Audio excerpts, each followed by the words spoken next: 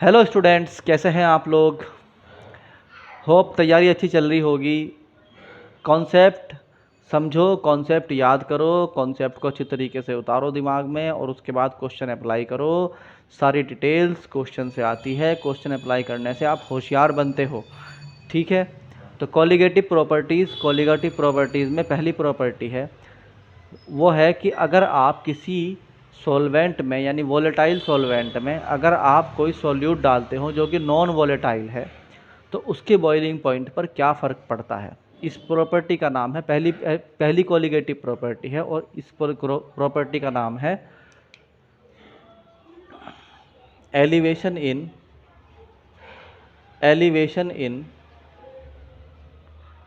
Boiling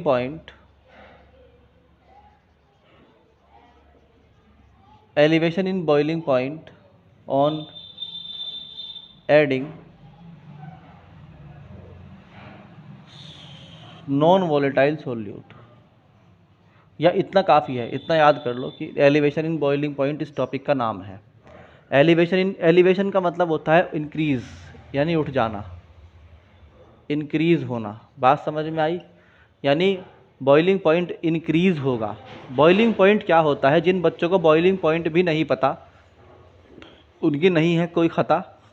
अगर नहीं पता तो याद कर लो, अभी अभी जो बता रहा हूँ ना उसको याद कर लो। देखो मेरी बात सुनो, अगर आपको कोई बात याद नहीं है ना, नहीं आती तो उसमें कोई प्रॉब्लम नहीं है, मगर आप उसको सीखना नहीं चाहते हैं, ये प्रॉब्लम है। तो इसीलिए मैं हर चीज़ को लिखता हूँ ताकि अगर किसी बच्चे को 1% नहीं याद तो वो भी समझ ले व्हाट इज़ बॉइलिंग पॉइंट। देखो भाई, बॉइलिंग पॉइंट क्या होता है, द टेम्परेचर, वो टेम्परेचर एट विच, जिस पर एक लिक्विड जो होता है ना वो क्या होने लगता है, स्टार्ट कन्वर्टिंग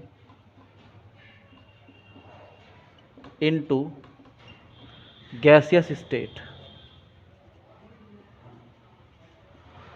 यानी एक ऐसा टेम्परेचर कि गर्म करते करते किसी लिक्विड का वो कंडीशन आ जाना कि वो जो लिक्विड है वो क्या होने लगे।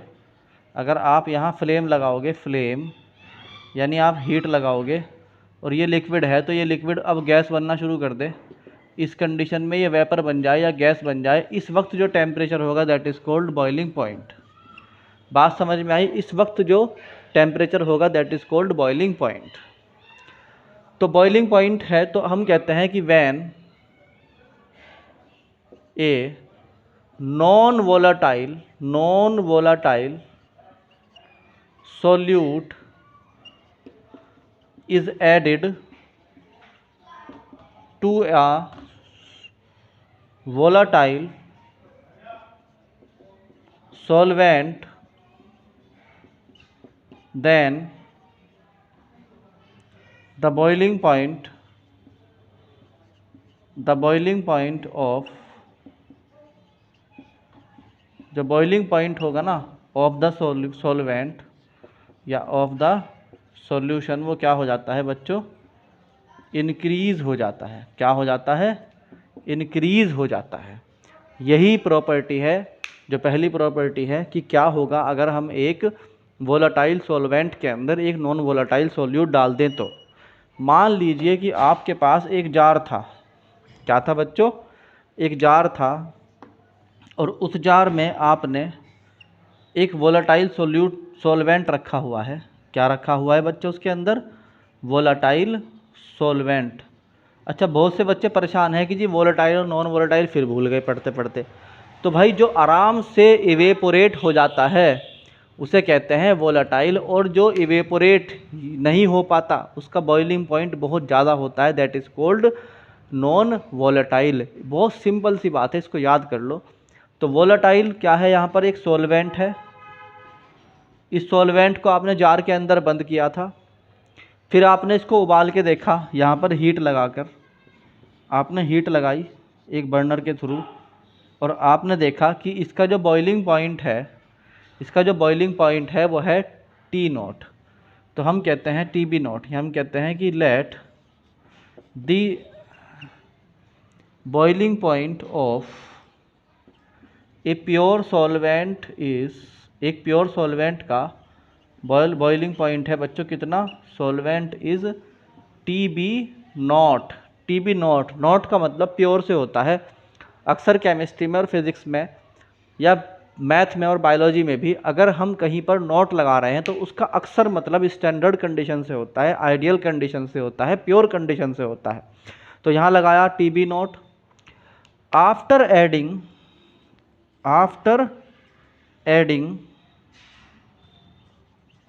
Adding a non volatile solute, हमने यहाँ पर एक नॉन वोलेटाइल सोल्यूट को ऐड कर दिया, ठीक है। The boiling point become, boiling point हो जाता है कितना बच्चों, बिकम टी बी, कितना बन जाता है टी बी। तो अब हमने इसके अंदर एक volatile, non volatile solute add कर दिया। हालांकि उसके पार्टिकल रियल में नहीं दिखाई देंगे, मगर मैं कह रहा हूँ कि मैंने इसके अंदर क्या डाल दिया बच्चों, नॉन वोलेटाइल सोल्यूट ऐड कर दिया। लाइक NaCl है, शुगर है या साल्ट है, ये सब क्या है, नॉन वोलेटाइल है। और जो अल्कोहल था, मान लीजिए जो पहले प्योर सॉल्वेंट था, मान लो वो अल्कोहल हो सकता है, या ये वाटर भी हो सकता है, ये कुछ भी हो सकता है। तो वोलेटाइल सॉल्वेंट के अंदर हमने नॉन वोलेटाइल सोल्यूट को ऐड कर दिया, तो अब हमारा टीबी क्या आ गया, बॉइलिंग पॉइंट आ गया। तो हम कह देंगे चेंज जो होगा, change in boiling point will be T B minus के T naught B and that will be equal to delta T B. Delta T B का मतलब हुआ चेंज, डेल्टा टी बी का मतलब हुआ बच्चों चेंज। ये बात समझ में आई सब बच्चों के। अब टॉपिक को आगे बढ़ाते हैं। जिन बच्चों ने इसे नोट नहीं किया है वो नोट करते हुए चलो, क्योंकि बगैर नोट करे आपको चीज़ें क्लियर नहीं होती। बहुत सारी छोटी छोटी वजह होती हैं जिसकी वजह से आपका लगातार मेहनत करने की वजह से भी सिलेक्शन नहीं होता। उनमें से एक है टीचर की बात ना मानना, ये बात ध्यान रखना। टीचर जो होता है ना, वो अपना पूरा मेहनत करता है, पूरी उम्मीद करता है कि मेरा स्टूडेंट सेलेक्ट हो जाए, पूरी मेहनत करता है, मगर बच्चे छोटी छोटी बातों को इग्नोर करते हैं। उन्हें लगता है कि अपनी मर्ज़ी से पढ़ेंगे तो इसलिए सेलेक्ट नहीं हो पाते कई बार। तो अब देखो बच्चों, हमने क्या किया था, हमारे पास एक प्योर सॉल्वेंट था। उस प्योर सॉल्वेंट के अंदर हमने क्या किया बच्चों, प्योर सॉल्वेंट के अंदर हमने क्या किया, प्योर सॉल्वेंट जो कि था वोलाटाइल, और उसके जैसे फॉर एग्ज़ाम्पल वाटर या अल्कोहल, एक ही बात है। इसके अंदर हमने सोल्यूट के पार्टिकल डाल दिए, added non volatile solute, added non volatile solute. और अब जो सॉल्यूशन बना है तो उसका जो बॉइलिंग पॉइंट है दैट इज़ टी बी, और जो पहले था that is T naught B. तो कुछ डिटेल्स हैं वो हम लिख रहे थे और हमने निकाल लिया था कि delta T B is the change of boiling point. अब हमें ये पता लगा कि जो डेल्टा टी बी होता है ना, चेंज इन बॉइलिंग पॉइंट, वो प्रोपोर्शनल होता है मोलैलिटी ऑफ द सॉल्यूशन के, मोलैलिटी ऑफ द सॉल्यूशन। किसके बराबर होता है बच्चों, मोलैलिटी ऑफ द सॉल्यूशन के। अब जब मोलैलिटी आ गई, तो आपको अब क्या करना पड़ेगा, बहुत सारे नए वेरिएबल्स को डिफाइन करना पड़ेगा। तो चलो शुरू करते हैं। सबसे पहले लिखते हैं डेल्टा टी बी इक्वल हो जाएगा K B M, where K B क्या है बच्चों, K B is the boiling point, boiling constant. कौन सा बच्चों, बॉइलिंग कांस्टेंट है ये तो। और एम क्या है बच्चों, molality of the solution, molality है, ध्यान रखना, मोलैलिटी नहीं है, मोलैलिटी ऑफ द सॉल्यूशन। बात समझ में आई कि नहीं आई। अब देखो, मान लीजिए कि आपके पास जो वेट ऑफ सॉल्वेंट था वो W1 था, ये था वेट या मास ऑफ सॉल्वेंट था, ठीक है। W2 था आपका वेट ऑफ सॉल्वेंट या सोल्यूट। तो जो सोल्यूट आपने बाद में ऐड किया था उसका वेट था W2, जो आपका सॉल्वेंट पहले से था उसका था W1। M1 is the molecular mass m1 is the molecular mass of solvent, and m2, capital M2 is the molecular mass of solute। आई बात समझ में? अभी बहुत सारी बातें सीखने के लिए मिलेगी, अभी बेचैन मत होना, बड़े आराम आराम से पढ़ना है, सेलेक्ट होना है भैया इसी बार। इसलिए बार बार टाइम ख़राब करने से पहले बढ़िया है कि एक ही बार अच्छी जगह टाइम स्पेंड करो। बार बार हर बार अटैम्प्ट देते हो जी, पिछले साल इतने नंबर से रह गया था, पिछली बार इतने नंबर से रह गया था, नहीं रहना है, सेलेक्ट होना है, अच्छे नंबर लाने हैं। इसलिए एक ही बारी में ढंग से पढ़ो। ये सारे के सारे आपके पास पॉइंट आ गए, यहाँ तक नोट कर लिया। अब शुरू होता है असल खेल। वो क्या है कि भैया डेल्टा टी बी इक्वल था के बी एम के, और एम थी मोलैलिटी, और मोलैलिटी होती है number of moles of solute over mass of solvent.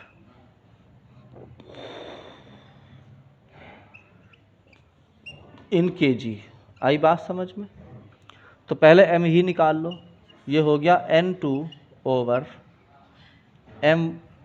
Over W1, यानी कि वेट ऑफ सोल्यूट जो है, जो वेट ऑफ सोलवेंट है वो तो W1 है हमारा, और मोल्स ऑफ सोल्यूट हमने मान लिया n2 है। और क्योंकि ये ग्राम में है और उसे केजी में कन्वर्ट करना है, तो इसलिए पहले ही हमने यहाँ पे 1000 से मल्टीप्लाई कर लिया। W1 और W2 मतलब आम तौर पे दिए जाते हैं ग्राम्स में, इसलिए ग्राम में लिखा, वरना अगर किलोग्राम में है तो किलोग्राम में भी लिख सकते हो, कोई प्रॉब्लम की बात नहीं है। तो पहले ही हमने W1 को क्योंकि ग्राम में माना था, इसलिए हमने उसको 1000 से डिवाइड कर दिया और 1000 ऊपर आ गया। अब जो N2 है, ये इसे इक्वेशन नंबर 1 मान लो, या इसे इक्वेशन नंबर 1 मान लो, और इसे इक्वेशन नंबर 2 मान लो। तो ये जो N है ना, N2 is the moles of the solvent, वो होते हैं किसके बराबर? वो होते हैं वेट ऑफ द सोल्यूट। ये सोल्यूट के हैं, सोल्यूट के मोल्स हैं, तो ये मोल्स ऑफ सोल्यूट हैं, और मोल्स का फार्मूला होता है क्या कि वेट ऑफ, मैं इसे लिख देता हूँ, weight of solute over molecular weight of या मोलिकुलर मास ऑफ सोल्यूट। आई बात समझ में? तो N2 बराबर हो जाएगा W1 ओवर कैपिटल में M1। ये वैल्यू उठा के हमें कहाँ पुट करनी है? यहाँ पुट करनी है। तो यहाँ से हमारा मोलैलिटी का फार्मूला आ जाएगा बच्चों, कितना? ये आ जाएगा W1 ओवर M1 इंटू ये आ जाएगा W2 over M2 into W1 पहले से है, और 1000 ऊपर आ गया। तो देखो हुआ क्या है, एक बार और मैं आपको रिपीट कर देता हूँ। Change in the boiling point या elevation in the boiling point आया था kbm के बराबर, where kb is the constant and m is the molality. हमें मोलैलिटी निकालनी थी, इसका फार्मूला था number of moles of solute over mass of solvent in kg। वही हमने रखा, number of moles of solute N2 हो गए, मास ऑफ सॉल्वेंट W1 हो गया, और उसको डिवाइड कर दिया 1000 से, क्योंकि हमें kg में कन्वर्ट करना था। उसके बाद N2 निकालना, तो N2 जो है मोल्स का फार्मूला होता है, किसी भी चीज़ का अगर आपको मोल निकालना होता है तो उसका मास या वेट ओवर उसका मोलिकुलर वेट। वो आ गया आपका N2 बराबर W2 अपॉन M2। ये आ गया आपकी मोलैलिटी, यहाँ पे इसको रख दिया, तो ये आ गया W2 over M2 into W1 into 1000। ये आया आपकी मोलैलिटी का फार्मूला। अब ये फार्मूला जो मोलैलिटी का आया है, इसको उठा के रखना है सब कहाँ? सीधे इक्वेशन नंबर 1 में।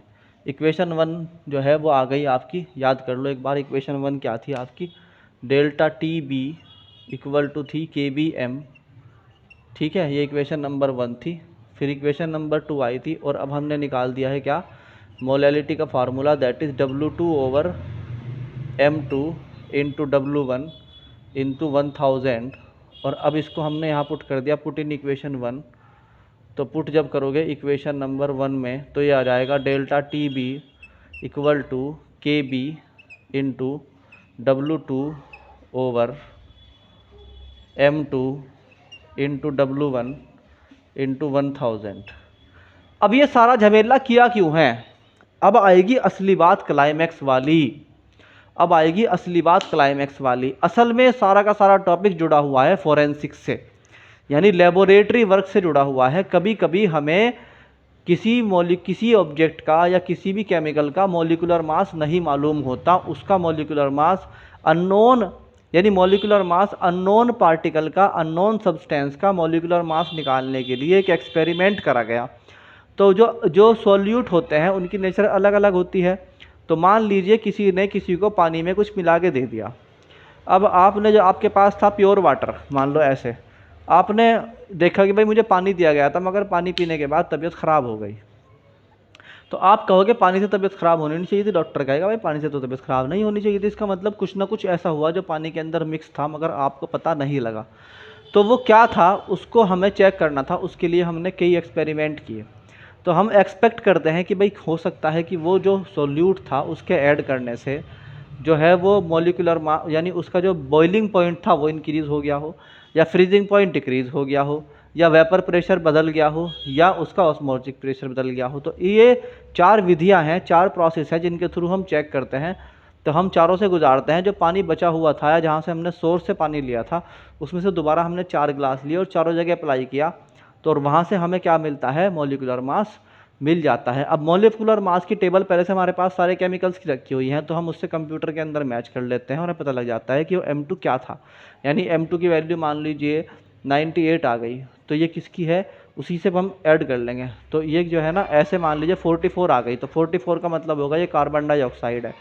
मगर कार्बन डाइऑक्साइड तो गैस है, हम कोई और एग्जाम्पल ले सकते हैं। मान लीजिए कि सोडियम क्लोराइड है, तो सोडियम क्लोराइड को जब हम देखेंगे मिला के यहाँ पे, तो सोडियम क्लोराइड का क्या होता है मॉलिक्यूलर मास, देखो 35। और जो है मान लीजिए सोडियम था, चलो छोड़ो, सोडियम ही मिला हुआ था, सोडियम क्लोराइड को भी छोड़ दो, तो सोडियम अगर मिला हुआ था तो इसका मॉलिक्यूलर मास कितना आ जाएगा, 35 आ जाएगा, यानी कि 35 आ जाएगा। तो जो भी आएगा उसको मैच कर लेंगे बाद में। यहाँ से हमारा जो है निकल सकता है M2, और यही M2 हमें निकालना था, यही M2 हमें निकालना था। तो यहाँ से M2 की वैल्यू क्या आ गई है बच्चों, ये आ गई है KB into W2 into 1000 upon, यहाँ देखो यहाँ रख देंगे डेल्टा TB की वैल्यू इंटू W1।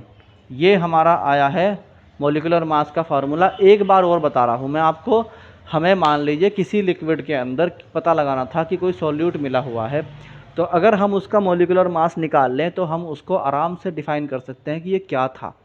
इस तरह से हमने क्या किया, ये पूरा का पूरा प्रोसेस किया, और यहाँ से हमने पहले निकाला कि what is the change in boiling point.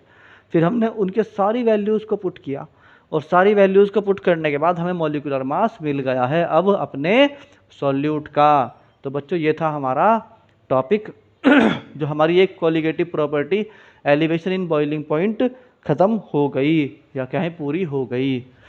तो अब शुरू करते हैं दूसरे वाली नेक्स्ट लेक्चर में।